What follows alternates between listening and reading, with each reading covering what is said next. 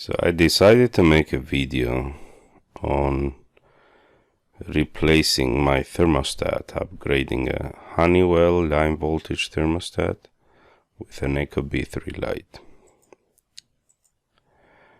So how this started, I saw an ecobee thermostat on internet and it looked so cool. So I wanted to, but the problem is I live in a condo, and the first question was, can I change it too? So the first thing to do is do a Google search, right? So I went and I searched on Google, and it looks so good. Thankfully, ecobee has great support and explanation for pretty much any possible configuration. So pretty much any possible configuration looks like I should be able to change it. But then I looked a little bit further into the ecobee support, and this was one of the concerns. Verify that your system is not high voltage. It's not high voltage. Ecobee thermostats are not compatible with high voltage systems. If you see any of the following indicators on your thermostat backplate, it means you have a high voltage system. So what thermostat do I have? So I did a search. Well, I had to look at the actual thermostat. And the first thing is, in order to open it, there's a little screw underneath here, and that is not a very good sign. It means that if it's protected with a tool, only a professional needs or should open it. So then I open and I see these wires in the back, and here is clearly stated L, which is live, right? And I also measured here, and they're 120 volts. So yeah, my system is high voltage. What to do now? So it looked like a lot of trouble, and I thought a little bit of, should I do it or not?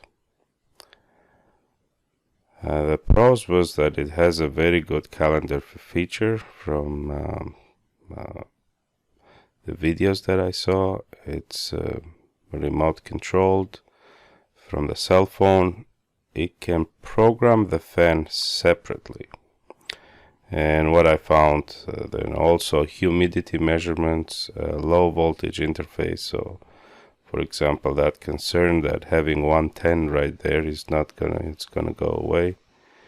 It has potential for energy savings, is voice control with Alexa, and is cool. The cons, difficult to accomplish. It must conform to regulation, which has a little bit more work to it, and I have to spend time and spend money and spend more money. The reason why I decided to do it is it's actually program the fan separately. That is a big thing. For I have a small condo, but one of the rooms, the den, if the fan is not running, it's gonna be the air is gonna get very stale. So if I go and I use the den to watch TV, you know, within 10 or 15 minutes I'll fall asleep. The fan or the HVAC unit, the heating or cooling, doesn't come as on because there's a positive air pressure on the hallways, and the air is pushing in, but it's pushing in and is going straight out to the windows, to the doors, or maybe to the exhaust on the washroom, but it bypasses completely the den. So the den, my den, has no airflow.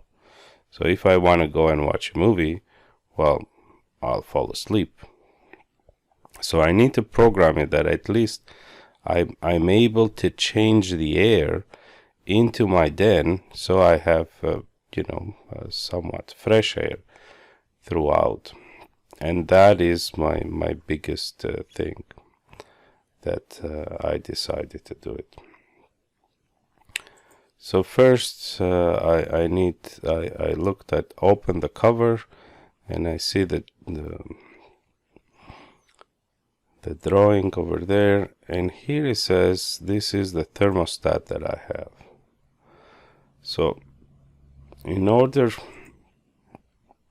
for me to change this part over here,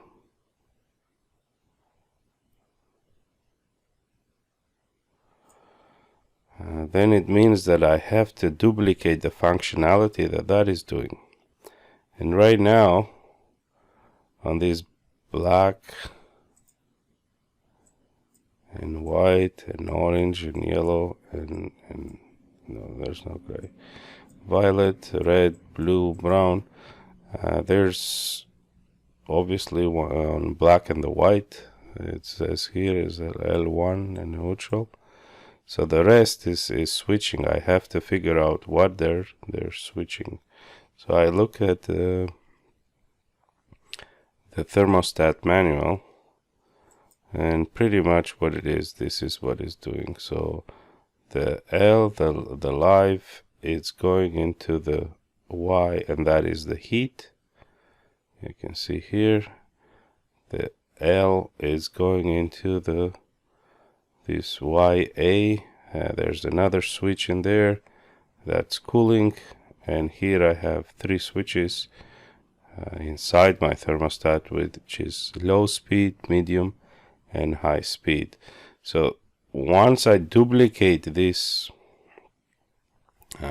function, then I should be able to, as long as I duplicate this function with the ecobee, then I'll have everything I have plus all the extra features. So,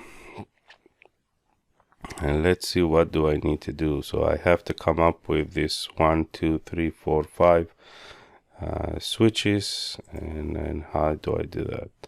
So first of all, I needed to see what is the capacity for that, and it looks like a 120 volts for full load. Inductive, it should be 3 amps. So then I came up with these relays over here. There's 1, 2, 3, 4, 5. They have 24 volt AC coil, and then I picked up an industrial transformer, an open core, because that I know it's a very good quality. So then that looked okay. I did a initial test on the table, and it looks like it's working fine. But then I'm not convinced. It looks like I have to verify that my switch it's actually adequate for the load that is there. So over there I try to look on the information of the blower, because that is the biggest load there, and the other two are just these valves. Well, it's a little bit higher. I don't have a picture of the valve right now, but the motor is by far the biggest load. So I had to check the data sheet, and after a little bit of digging, I see that is a half horse power. So something it's not right. So then I looked again, and then yes, it's actually, as you can see over here, it's an A in the end, not a D. And this one turns to be very important, and right there and there is written that is a 6 amps switching the relay that is inside this Honeywell thermostat. Is not a 3 amp like the D version. So I have to, the relays that I picked were 6 amps, but I need to rethink it a little bit and find the proper relay to do the job. So I also changed the transformer, because when I open, I see it's going to be more difficult to mount the open core transformer, so I picked up a rib, and this one has the half-inch nipple there that I can put it and mount it right on top of the single gang box and connect it with a switch, which is right here. The switch for turning off the whole unit. There's an isolation switch there, which makes it perfect. And then all I have to do is just bring the 24 volts to the ecobee thermostat. So I upgraded the relays. If you can see, the relays are these ones, and they are able to switch 16 amps compared to the 6 amps that previously the previous thermostat was able to switch. I also got some relay sockets, so I will be able to quickly replace the socket. The relays and the sockets actually are the ones that are permanently connected, which makes it easy for installation as well. Alright, so this is the junction box behind the thermostats, and it's a single gang box, and it's once I clean up the wires, it actually makes it quite nice to install these relays over here with the sockets. So once I bring the 24 volts plus I install those relays, then the relays will do the switching of the 110. So then this is how it looks. Obviously I have to properly label the wires, as the ecobee offers some really nice, very well thought described process over there, and they give you lots of labels, so I utilize them. And then I have to program it. Now the programming, it's a little bit it's very easy. They have quite a few type of programs, but in order to pick the one that is right for you, that is quite important. So this is the wiring that I picked. I have the heating and the cooling, and then W1, G2, G3 are for the 3 speeds of the blower fan.